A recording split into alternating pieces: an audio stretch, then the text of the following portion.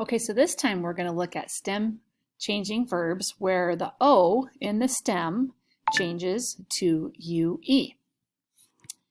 So again, looking at the stem, if you take away the last two letters, like in the verb costar, which means to cost, like we were using that for money, or dormir for sleeping, this would be the stem. So it's that O in both of these that I'm going to change from O to UE.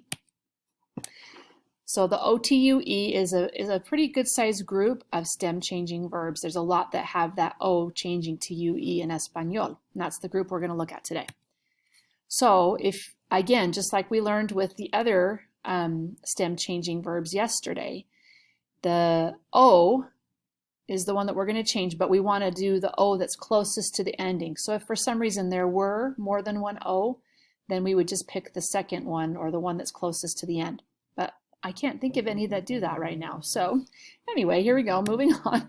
So these are some examples of OTUE verbs that we've done in class already, like acostarse, to go to bed, dormirse, to sleep, volver, to return, costar, to cost, and doler, to hurt. Although you may not have known that was a stem changer. So this is what it would look like.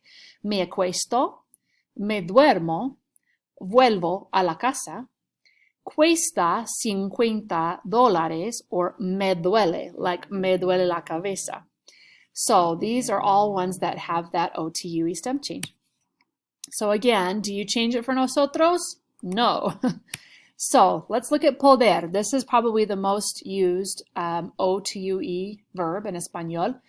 Yo puedo, tú puedes, él puede, nosotros podemos, and ellos pueden.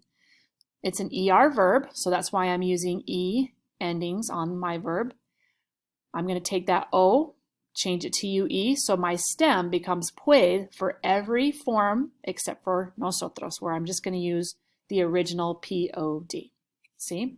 Let's look at one more that we used in our rutina unit. Acostar, like acostarse if you're saying I go to bed.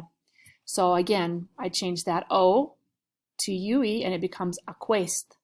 And this is an AR verb, so my endings are going to be for AR verbs. So yo acuesto, tú acuestas, él acuesta, nosotros acostamos, and ellos acuestan. So notice how, again, there's no stem change here. It's just ACOST, like it would be if we weren't doing anything tricky to it. So here's another example, dormir. Dormir is an OTUE verb. So if I want to say I sleep, I would need to change it to duermo. Notice how everything inside the shoe or boot or Converse or whatever you want to call it changes, but the nosotros form does not. And if I was doing vosotros, it would be dormís. But we don't need to worry about that. So, because we're not using vosotros a lot in class right now. So again, everything inside gets the stem change, the O to UE, and outside we just keep it the original stem. All right?